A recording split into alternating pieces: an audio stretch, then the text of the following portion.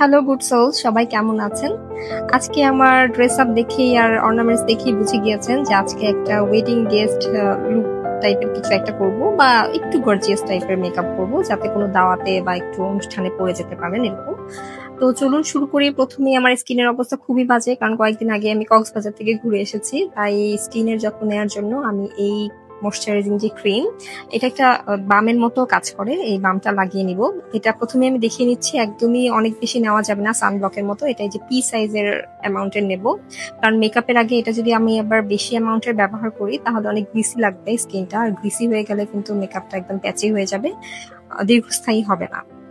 একদম আলতো হাতে আমি এই ময়শ্চারাইজারটা আমার পুরো মুখে অ্যাপ্লাই করে নিব। আর আমি একটু কনসেন্ট্রেট করছি আমার আই এরিয়াতে, কারণ আই এরিয়াতে যদি একটু ভালো মতো ময়শ্চারাইজ করা না হয় আইটা কিন্তু বেশ ড্রাই লাগবে। তারপর আপনি যেই আই শ্যাডো বা চোখে যেই লুকটাই করেন না কেন সেটা কিন্তু দীর্ঘস্থায়ী হবে না বা ক্র্যাক করতে পারে। তবে এই বামটা লাগানোর পরে আমি আজকে সানব্লক দিয়ে দেখাচ্ছি না, কিন্তু আপনারা যদি দিনের বেলা কোনো অনুষ্ঠানে যান বা দিনের কোন প্রোগ্রাম থাকে তাহলে অবশ্যই সানব্লক ইউজ করতে হবে এই বামটা লাগানোর পরে। মানে সানব্লক হবে আপনার স্কিন কেয়ারের সবচেয়ে শেষের ধাপ, তারপরে আপনি মেকআপ করতে পারবেন, কিন্তু মেকআপের আগে অবশ্যই সানব্লক ব্যবহার করতে হবে যদি কিনা সেটা ডে লুক হয়। ইদানিং আসলে ওয়েদার চেঞ্জের কারণে আমার মুখে অনেকগুলো পিম্পল হয়ে গিয়েছিল, আর এই পিম্পলের কারণে ছোট ছোট স্পটের মতো দেখা যাচ্ছে মুখে। তো এই স্পটগুলো রিমুভ করার জন্য আমি ডার্ক স্পট কারেক্টিং যে সেরাম এটা ব্যবহার করব।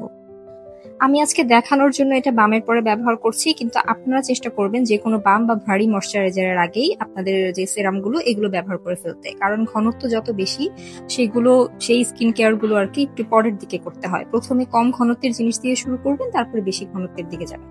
আচ্ছা, অনেক বেশি কথা বলে ফেলছি, আজকে শুধু আমি মেকআপের দিকেই মনোনিবেশ করছি। তো আমি স্কিন কেয়ার শেষে 10 মিনিট ওয়েট করব। 10 মিনিটে আমার স্কিনটা হচ্ছে সব রকমের স্কিন কেয়ারটাকে অ্যাবজর্ব করে নেবে, আর তারপর আমি আমার মেকআপটাকে শুরু করছি। আজকে আমি আমার মেকআপের বেসটা একদম ফুল কভারেজ রাখছি, তাই জন্য একটু গাঢ় করে লাগিয়ে নেব। প্রতিদিন যেমন আমি জাস্ট একটু ডট ডট দিয়ে নেই, ওরকম না করে একদম স্ট্রোক আকারে দেবো, এবং বিভিন্ন এরিয়াতে এই স্ট্রোকটা আমি একদম সমানভাবে স্প্রেড করে দেবো। সাথে সাথে আমি আমার আই এরিয়াতেও দিয়ে দিব। আই এরিয়াতে যেহেতু আলাদা করে আমি আজকে আর কনসিলার লাগাবো না, তাই এই ফাউন্ডেশন স্টিক দিয়েই আমি আই এরিয়াতেও লাগিয়ে নিলাম। এতে করে আমার আই এরিয়াতে যদি কোনো রেডনেস থাকে তাহলে সেই রেডনেসটা একদম কনসিল হয়ে যাবে। এবার একটা ফ্ল্যাট হেডেড ফাউন্ডেশন ব্রাশ দিয়ে আমি আমার ফাউন্ডেশনটাকে একদম স্কিনের সাথে অ্যাপ্লাই করে নেব আস্তে আস্তে, খুব আলতো হাতে। অনেকে আমাকে জিজ্ঞেস করেন যে আমি কোন ব্র্যান্ডের মেকআপ ব্রাশ ব্যবহার করি। তো আমার বেশিরভাগ মেকআপ ব্রাশই আসলে মরফির। তো মরফির ব্রাশ আমি বলবো যে একটু যদি এক্সপেন্সিভ মনে হয় আপনাদের, তারপরেও এটা কেনা ভালো যদি ইনভেস্ট করতে চান একটা ভালো ব্রাশে, কারণ এই ব্রাশগুলো লাইফ টাইম আপনাকে সার্ভিস দেবে। এগুলো একদমই সহজে নষ্ট হয় না, আপনি ওয়াশ করে করে ব্যবহার করতে পারেন, আর যত্ন করে ব্যবহার করলে এগুলো বছরের পর বছর আপনাকে ভালো একটা কভারেজ দিতে হেল্প করবে। তারপরে দেখা যায় যেই কাজের জন্য যেই ব্রাশ, সেটা সেই কাজেই ব্যবহার করলে আপনি ভালো ফলাফল পাবেন। অনেকে আপনারা এটাও কমপ্লেন করেন যে হাসলে যে একটা স্মাইল লাইন পড়ে, সেই স্মাইল লাইনে দেখা যায় যে ফাউন্ডেশনটা ভালো মতো বসে না বা ওখানে ক্র্যাক হয়ে যায়। তো সেই ক্ষেত্রে আমি বলবো ওখানে একটু কম প্রোডাক্ট ব্যবহার করবেন, বা একদম ব্রাশ করে ব্লেন্ড করার পরে ওই জায়গায় একটা কিউটিপ নিয়ে ওই জায়গাকার ফাউন্ডেশনটা মুছে ফেলবেন। তারপরে সেখানে একটু ফিক্সিং পাউডার বা এই ধরনের পাউডার দিয়ে ওই জায়গাটা সেট করবেন, মানে ওখানে যেন অনেক বেশি ফাউন্ডেশন লেগে না থাকে। যদি অনেক বেশি ফাউন্ডেশন লেগে না থাকে তাহলে তো এটা ক্র্যাক করারও সম্ভাবনা থাকবে না। আর আরেকটা জিনিস করতে পারেন, অ্যাপ্লাই করার সময় মুখটা একটু কিঞ্চিৎ বেলুনের মতো ফুলিয়ে ও জায়গায় যে ফাউন্ডেশনটা ওটা অ্যাপ্লাই করবেন, তাহলেও দেখা যায় যে ওই ক্রিজ লাইনটা পড়ে না স্মাইল লাইনে। যেহেতু ফুল গ্ল্যাম মেকআপ, তাই জন্য আমি এখন গলাতেও ফাউন্ডেশন দিয়ে নিচ্ছি। এই ক্ষেত্রে আপনারাও চাবেন যে গলা, ঘাড় বা যে অংশটা বেরিয়ে থাকবে সেই জায়গায় একটু ফাউন্ডেশন অ্যাপ্লাই করে মুখের সাথে কালার ম্যাচ করে নিতে, না হলে একটু দেখা যায় যে ব্লাউজ বা জামা কাপড়ের লাইন যদি একটু বড় থাকে তাহলে দেখতে খুবই বেখাপ্পা লাগে, মানে চেহারার সাথে গলার কোনো মানানসই নেই বা ঘাড়ের কোনো মানানসই নেই। সেই ক্ষেত্রে একটু ফাউন্ডেশন অ্যাপ্লাই করতেই হবে। যেহেতু আমি আজকে একটা হেভি মেকআপ লুক করছি, তো সেই জন্য আমি এখন একটু কন্ট্রোল করে নেব মুখটাকে, তাই আমি ব্যবহার করছি এই যে মেবিলিনের একটা ডার্ক কালারের কনসিলার। তবে এই কনসিলারটাকে আমি আজকে কন্ট্রোল হিসাবেই ব্যবহার করব, ক্রিম কন্ট্রোলিং করছি। তাই অল্প পরিমাণে নিয়ে আমি আমার চিকসের ঠিক চিক বোনের যে নিচের জায়গাটা, যেখানে আমরা একটা হলো ক্রিয়েট করতে চাই যাতে মুখটাকে একটু স্লিমার লুক দেয়, তো সেভাবে করে নিচ্ছি। আর আমি আমার নাকটাকেও হালকা একটু কন্ট্রোল করব। আমি কোনো হার্শ কন্ট্রোলিং করছি না, কারণ হার্শ কন্ট্রোলিং করলে দেখা যায় যে একটু ডার্ক কালারের কন্ট্রোল শেডই লাগে। তো আমি সেখানে এত বেশি একটা ডার্ক কালার কন্ট্রোল শেড নেইনি। এটা আমার স্কিন টোনের চেয়ে 3 থেকে 4 3 থেকে 4 শেড হাইয়ার একটা কন্ট্রোর শেড। এরপর আমি আমার আইয়ের যে কর্নার, সেই কর্নারের দিকটাও দিয়ে নেব, আউটার কর্নার যে সেখানে দিয়ে নিলেও চোখে একটা সুন্দর হলো ক্রিয়েট হবে। এই কন্ট্রোলিং এর জন্য আমার আলাদা একটা ব্রাশ রয়েছে, কিন্তু সেই ব্রাশটা আমি আসলে হাতের নাগালে খুঁজে পাচ্ছিলাম না। এই জন্য যে ব্রাশটা, এই ব্রাশটাই আমি একটু হাত দিয়ে দেখা যায় যে একটু চ্যাপটা করে ধরে তারপরে আমি আমার কন্ট্রোর শেডটা ব্লেন্ড করে নেব। এবং কন্ট্রোর শেডটা কিন্তু কখনোই গালের নিচের দিকে ট্র্যাক করা যাবে না, সবসময় আপওয়ার্ডে আপনি ব্লেন্ড করতে থাকবেন। আর একটা ছোট টিপস দিতে চাই, সেটা হচ্ছে একদমই তাড়াহুড়ো করবেন না। তাড়াহুড়ো করেই যখন আপনি মেকআপ করতে যাবেন ওটা একদমই ভালো হবে না, ফিনিশিং তো একদম ভালো আসবেই না। আপনাকে একদম ধৈর্য ধরে আস্তে আস্তে করতে হবে। আমি অনেকদিন ধরে মেকআপ করছি, তারপরেও যখন আমি মেকআপ করি আমি ঠান্ডা মাথায় একদম আস্তে আস্তে করতে থাকি, কারণ তাড়াহুড়ো করলে একদমই ফিনিশিং ভালো হয় না। এই পর্যায়ে আমার কন্ট্রোলিংটা বেশ একটু হার্শ মনে হলেও বা একটু অরেঞ্জিশ মনে হলেও মনে রাখতে হবে আমরা কিন্তু এখনো ফেস পাউডার বা এই ধরনের কোনো কিছু দিয়ে এখনো সেট করিনি ফেসটা। তো এর উপরে যখন আমরা ফেস পাউডার দিয়ে ফেসটা সেট করব তখন কিন্তু এই কালারটা এতটা বেশি পপ আপ থাকবে না, তখন এগুলো আরেকটু বেশি স্কিনের সাথে মিশে যাবে, তো তখন এত দৃষ্টিকটু লাগবে না। এরপর স্মলার একটা পাফি ব্রাশ দিয়ে আমি আমার নোজ কন্ট্রোলটা ব্লেন্ড করে নিচ্ছি। নোজের কন্ট্রোলটা ব্লেন্ড করতে করতে এটা একদম চোখের উপর পর্যন্ত আমি ব্লেন্ডটা ফিনিশ করে ফেলবো, কারণ এটা যদি আমি নাকের মধ্যেই শুধু থেমে থাকি তাহলে দেখা যায় যে ওই জায়গাটার ব্লেন্ডিংটা ভালো হবে না। তো নাকের সাথে একদম চোখটা একদম জুড়ে দিতে হবে। তারপরে যে চোখের আউটার কর্নারে যে হলোটা ক্রিয়েট হয়েছিল ওটাও আমি আরেকটু ব্লেন্ড করে নিচ্ছি, যাতে কোনো হার্শ লাইন না থাকে। আমি আমার ফেসের ফুল মেকআপ করার জন্য যে ক্রিম বেসড প্রোডাক্টগুলো এতক্ষণ ব্যবহার করেছিলাম সেই প্রোডাক্টগুলো এখন সেট করার জন্য আমি ম্যাকের স্টুডিও ফিক্স নামের যে ফেস পাউডারটা, এই ফেস পাউডার দিয়ে এখন সেট করে নিচ্ছি। প্রথমে আমি এই পাফি যে এই অ্যাপ্লিকেটারটা আজকে নিয়েছি, কারণ ব্রাশের চেয়ে যখন আপনি এরকম একটা পাফি অ্যাপ্লিকেটার দিয়ে মেকআপটাকে সেট করবেন কোনো একটা পাউডার দিয়ে, তখন সেটা অনেক বেশি ফুল কভারেজ হবে, আর তাছাড়া এটা অনেক লং ওয়্যারও হবে। দেখুন, ক্রিম কন্ট্রোলের সময় আমি বলেছিলাম না যে অনেক বেশি হার্শ এখন লাগলেও পরে যখন আমরা পাউডার দিয়ে এটিকে সেট করব তখন একদমই হার্শ লাগবে না। এখন দেখুন, এখন খেয়াল করে দেখুন যে আমার কন্ট্রোলটা একদমই হার্শ লাগছে না, কারণ এই যে ম্যাকের যে স্টুডিও ফিক্স পাউডারটা এটার নিজেরও কিন্তু একটা কভারেজ আছে। এটা যখন আমি কন্ট্রোল শেডটার উপরে দিয়েছি তখন কিন্তু ওটা অনেকটা লাইট হয়ে গিয়েছে। চোখের উপরটাও আমাদের ভালো মতো সেট করে নিতে হবে, কারণ এরপর আমরা আইশ্যাডো অ্যাপ্লাই করবো, আর আইশ্যাডো অ্যাপ্লাইয়ের আগে চোখের উপরে যে বেস এটাকে একদম ড্রাই আউট করে নিতে হবে। যদি বেশি দেখা যায় একটু অয়েলি ভাবটা থেকে থাকে তাহলে কিন্তু আইশ্যাডোটা একবারেই ভালো ব্লেন্ড হবে না। এই জন্য চোখের উপরে পাউডার দিয়ে আপনারা ভালো মতো সেট করে নেবেন। এরপর ফেসে অ্যাপ্লাই শেষ হয়ে গেলে আপনারা যেই জায়গায় ফাউন্ডেশন দিয়েছিলেন ঠিক সেই জায়গায়ও এইভাবেই ফিক্সিং পাউডারটা দিয়ে একদম সেট করে নেবেন, না হলে কিন্তু ঘামলে দেখা যায় যে গলে গলে পড়বে মেকআপটা। তো পাউডারটা দিয়ে ভালো মতো ফিনিশিংটা দিলে তাহলে আর ঘামলেও দেখা যায় যে একটু টিস্যু নিয়ে ড্যাপ করে নিলে ওই জিনিসটা আর হবে না, মানে একদম মেকআপটা ব্রেকআউট হয়ে যে খুলে আসা ওই ধরনের কাজটা হবে না। এখন এই যে ক্রিম কন্ট্রোল প্যালেটটা নিচ্ছি, এটা হচ্ছে আনাস্তাসিয়া বেভারলি হিলস এর একটা প্যালেট। এই প্যালেট থেকে আমি মাঝখানের এই শেডটা নেব, আমি বেশি ডার্ক কন্ট্রোল করছি না, আগেও বলেছি। এই যে আমি বানানা পাউডারের যে শেড, এই বানানা পাউডার শেডের এটা দিয়ে আমি আমার আন্ডার আইটাকে সেট করব। যদিও আমি আজকে কনসিলার দিইনি, কনসিলার দিলে আমার মনে হয় যে একটু বেশি হেভি হয়ে যায় মেকআপটা, যেহেতু এখনো গরম, বাহিরের ওয়েদারটা এখনো অনেকটাই সামারের মতনই, তো তাই জন্য আমি কনসিলার আলাদা করে না দিয়ে এই বানানা পাউডারটা দিয়েই আমার আন্ডার আইটাকে একটু ব্রাইটেন আপ করে নিচ্ছি। আমি আমার অন্য পাশের চোখের নিচেও ঠিক এভাবেই পাউডারটা অ্যাপ্লাই করে নেব। অনেক আলতো হাতে নেবেন, আর আরেকটা কথা, অনেক বেশি পাউডার নিয়ে তারপর অ্যাপ্লাই করা যাবে না। হ্যাঁ, অল্প অল্প নিয়ে তারপর বিল্ড আপ করবেন। যদি আপনাদের বিল্ড আপ করতে বেশি ইচ্ছে হয় বা দরকার হয় তাহলে বারবার নিয়ে করবেন, একবারে বেশি নিয়ে করবেন না, কারণ একবারে বেশি নিয়ে ফেললে জিনিসটা একদমই কেকি হয়ে যাবে, আর একবার যদি কেকি হয় আপনাকে পুরো ফেস আবার ধুয়ে আবার প্রথম থেকে শুরু করতে হবে। ঠিক যেই জায়গায় আপনি হাইলাইট করতে চান ঠিক সেই জায়গায় এই বানানা পাউডারটা অ্যাপ্লাই করে ফেলবেন। এরপর এখন আমরা যে আমাদের কন্ট্রোল রয়েছে, মানে ডার্ক শেডের যে কন্ট্রোল শেডটা আমরা দিয়েছিলাম সেটাকে সেট করার জন্য এই মাঝের যে একটা কন্ট্রোল শেড রয়েছে সেটা দিয়ে কন্ট্রোল করে নিচ্ছি। এই প্যালেটটায় মোটামুটি মিডিয়াম স্কিন টোন, ফেয়ার থেকে মিডিয়াম স্কিন টোনের যাদের প্রেফারেন্স, তো তারাই ব্যবহার করতে পারবেন। তাদের ইচ্ছা মতো এখানে শেডস দেওয়া আছে, মিক্স অ্যান্ড ম্যাচ করে বিভিন্ন সময় এটাকে আপনারা অ্যাপ্লাই করতে পারবেন। আমি যেহেতু আজকে একটু হালকা করে কন্ট্রোল করেছি, এই জন্য আমি আমার মাঝখানের যে সেই লাইট শেডটা দিয়েই আর কি করলাম। এরপরে আপনারা যদি কখনো ডার্ক শেড দিয়ে করতে চান তো তাহলে ডার্ক শেডের করবেন, এটা কোনো সমস্যা না। এই পর্যায়ে আমি দিয়ে নেব একটু ব্লাশ, আর এই ব্লাশ হিসেবে আমি আজকে নিয়েছি টু ফেস্টের এই সুন্দর একটা মুভি টোন, মুভি রাস্টি, একটু পিচি, এরকম একটা মিক্সড টোনের ব্লাশ। এই ব্লাশটা আমি এখন হালকা হাতে লাগিয়ে নেব আস্তে আস্তে, মানে একদম কম কম করে নেব আর বিল্ড আপ করবো। আয়নাতে বারবার দেখে দেখে নেবেন, এক গালে বেশি আর এক গালে কম এরকম লাগানো যাবে না, দুটো চিক্সে একদম ব্যালেন্স করে লাগাবেন। আর এরপরে ব্রাশে যে লেফট ওভার প্রোডাক্ট থাকবে সেগুলো দিয়ে আলতো হাতে একটু চিন এরিয়াতে আর হচ্ছে ফোরহেড এরিয়া বা নোজের যে টিপ সেই টিপে লাগিয়ে নিতে পারেন। আমার আরেকটা পছন্দের কাজ হচ্ছে, আমি মাঝে মাঝে আপনাদের আগেও বলেছিলাম যে লিপস্টিক কম্বাইন করে অ্যাপ্লাই করি, তো আজকে আমি ব্লাশও একটু কম্বাইন করে অ্যাপ্লাই করছি। এখন এখানে যে ব্লাশটা আমি নিচ্ছি এটা একটু রোজি পিঙ্ক টাইপের একটা ব্লাশ, তো এই দুটাকে আমি একটু মিক্স করে অ্যাপ্লাই করছি যাতে একটু hint of rose, hint of peach সবকিছুই থাকে। ব্লাশ অ্যাপ্লাই শেষে এখন আমরা আই লুক করবো। আচ্ছা বলুন তো আজকে কি ধরনের আই লুক করা যায়? আমি তো মনে মনে ভেবে রেখেছি একটু স্মোকি টাইপের আই লুক করব, তবে আজকের স্মোকি আই লুকটা আসলে হবে একটু ইন্টেন্স, মানে আপনার হিটার্সদের মনে যত কালি আছে সেই সব কালি দুই চোখের উপর পড়ে নেবেন, মানে মনে ঢুকতে দেবেন না কোনোভাবেই, চোখের উপরে পড়ে জাস্ট রিভেঞ্জের একটা পর্যায়ে চলে যাবেন। চোখের কাজলের ধোঁয়ায় যেন তারা একদম জ্বলে পুড়ে ছাই হয়ে যায়। যাই হোক, এই পর্যায়ে আমি যে কাজলটা ব্যবহার করছি এটা হচ্ছে খুব সহজেই পেয়ে যাবেন, এটা ল্যাকমির একটা কাজল। আর এই ল্যাকমির কাজলটা আমি চোখে একদম এলো পাথারি ভাবে দিয়ে নিচ্ছি, মানে এটার কোনো গ্রামার নাই, একদম গ্রামারের বাইরে, আপনার একদম ফ্রি হ্যান্ড এক্সারসাইজের মতো করতে থাকবেন।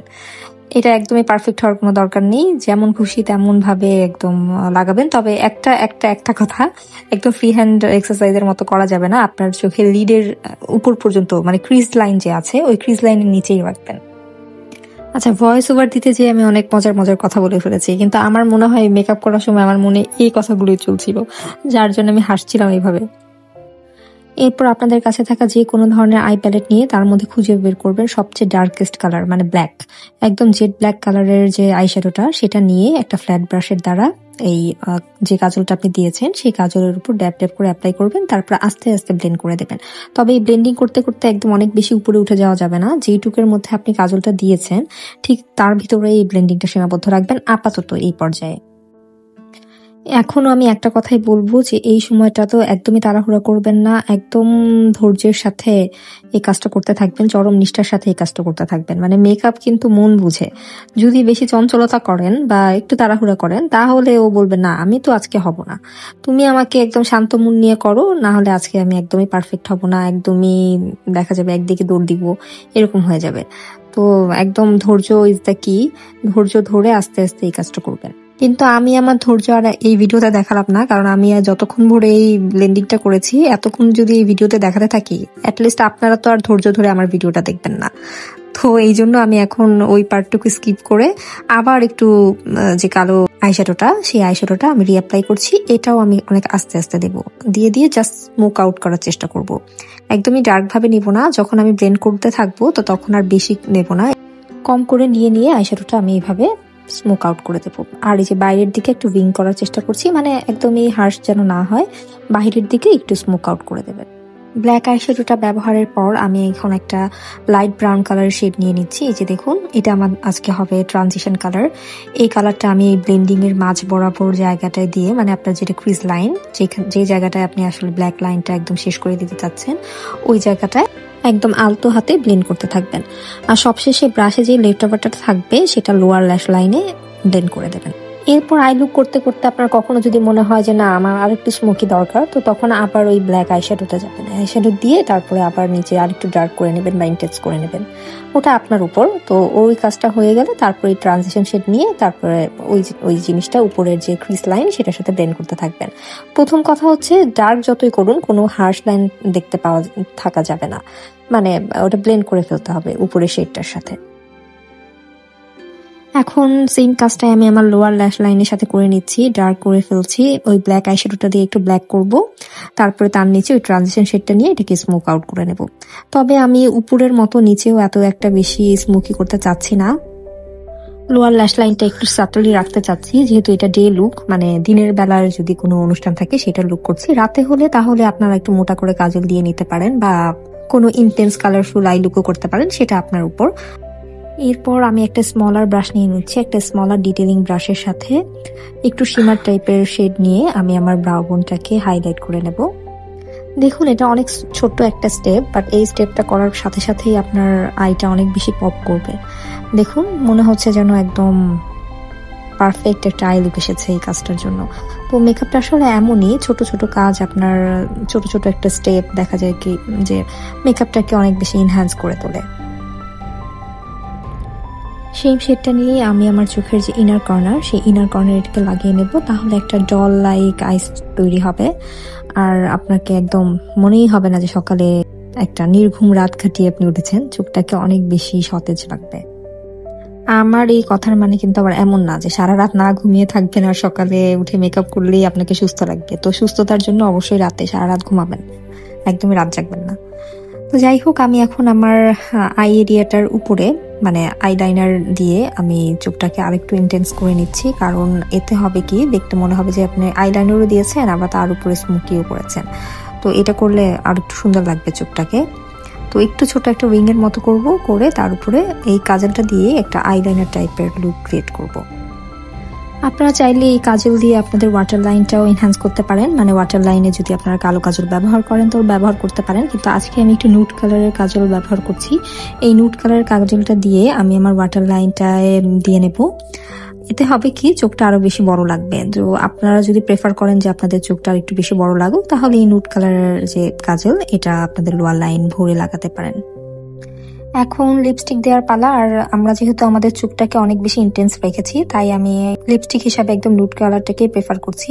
তো এই জন্য আমি আমার স্কিন টোনের সাথে মিলিয়ে একটা নুট লিপস্টিক দিয়ে আমি আমার ঠোঁটটাকে লাইন করে নিচ্ছি। আর তারপরে ভিতরে আরো একটা হালকা কালার দিয়েই এটাকে মানে লিপসটাকে আমি ফিল আপ করবো। লিপ লাইনারটা বেশ কিছুদিন আগে আমি আলমাস থেকে নিয়েছিলাম, আর এই ব্র্যান্ডটার নাম ছিল জর্দানা।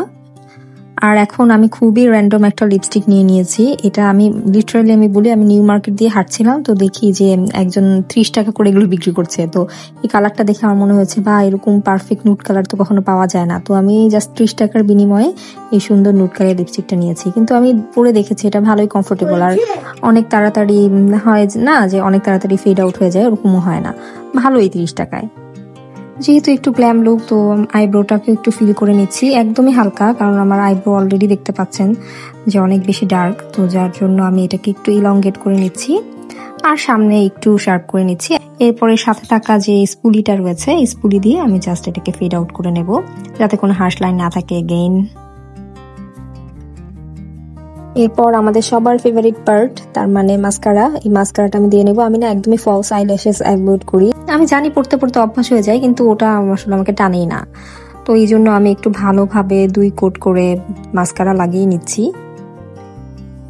এই মাস্কারাটা একদমই ওয়াটারপ্রুফ, কারণ ঘেমে টেমে যাতে একদম লেপটে না যায়, সেই জন্য এই গরমের মধ্যে আপনারাও চেষ্টা করবেন যে ওয়াটারপ্রুফ টাইপের মাস্কারাই ব্যবহার করতে। তবে এটা ধোয়া একটু হ্যাসেল, তো এটা মানে মুখটা যখন আপনারা ক্লিন করবেন তখন অবশ্যই ডাবল ক্লিনজিং করবেন এত হেভি মেকআপের পর। এই হেভি মেকআপ করার পর মেকআপটা কিভাবে রিমুভ করতে হয় সেটাও অনেক ভালো মতো জানতে হবে, না হলে দেখা যায় যে মেকআপের 1-2 দিন পরেই মুখে এত বাজেভাবে পিম্পল দেখা যায়। তো এই জন্য আমি ভেবেছি যে একদিন ডিপ ক্লিনজিং কিভাবে করতে হয় স্কিনকে সেটা নিয়েও একটা ভিডিও করব। এইবার যাদের হচ্ছে হাইলাইটিং করা অনেক বেশি পছন্দ, তাদের অনেক খুশি হওয়ার সময়, কারণ আমি এখন হাইলাইটার অ্যাপ্লাই করছি। এই ব্লাইন্ড করে দেবো একদম হাইলাইটার দিয়ে, এরকম একটা অবস্থা। আমি হাইলাইটার দিতে অনেক পছন্দ করি, তাই আমি অনেক বেশি হেভি হাইলাইটিংই করি। যদিও এটা আজকে দিনের লুক দেখে আমি একটু কম হাইলাইটারই অ্যাপ্লাই করছি। তো আপনাদের ফেসের যে হাই পয়েন্টসগুলো, সেই হাই পয়েন্টসগুলোতে এইভাবে আস্তে আস্তে করে হাইলাইটার লাগিয়ে নেবেন। আমি আমার কিউপিড বোতেও এইভাবে লাগিয়ে নিই, যাতে একটু ঠোঁটের উপরে যে শার্পনেসটা এটা আরো বেশি এনহ্যান্স হয়। আর চিক্সের যে হাই পয়েন্ট সেখানেও দেবেন, আর সবার শেষে চিন এরিয়াতেও একটু দিয়ে দেবেন। আমি একটা খুব মজার কাজ করি, সেটা হচ্ছে আমার এই যে বিউটি বোনটা আছে, এই বিউটি বোনটাতেও একটু এনহ্যান্স করতে পছন্দ করি, তাহলে এই বোনটাও একটু হাইলাইটেড হয়, দেখতে ভালোই লাগে আমার কাছে। এটা আমাদের দেশে অত বেশি প্রচলিত না হলেও দেশের বাইরে সবাই কিন্তু বডি শিমার হিসাবে এরকম হাইলাইটার প্রোডাক্ট ব্যবহার করে থাকেন। তো আমি সেখান থেকে ইন্সপায়ার্ড হয়ে এই কাজটা শিখেছি। যাই হোক, আমাকে জানাবেন কেমন লাগলো আজকের মেকআপ টিউটোরিয়াল। আমি একবারেই প্রফেশনাল কেউ না, আমি জানি, তারপরেও আমি কিভাবে মেকআপ করি অনেকেই অনেক সময় আমার কাছে জিজ্ঞেস করেন। তো সেইখান থেকে একটু অনুপ্রাণিত হয়ে ভাবলাম যে কেন না আমি নিজে যেভাবে মেকআপ করি সেটা আপনাদের সাথেও শেয়ার করি। তো আমার কাজ যদি আপনাদের ভালো লাগে তাহলে আমাকে অবশ্যই জানাতে ভুলবেন না। আর এরপরে কি ধরনের ভিডিও করলে আপনাদের হেল্প হবে সেটাও আমাকে ইনবক্সে জানাবেন বা কমেন্টে জানাবেন, আমি সেইভাবে কোনো ভিডিও দিতে চেষ্টা করব। তো আজকে এই পর্যন্তই, সবাই ভালো থাকবেন। আশা করছি আবার খুব তাড়াতাড়ি দেখা হবে। সেই পর্যন্ত আমার জন্য সবাই দোয়া করবেন।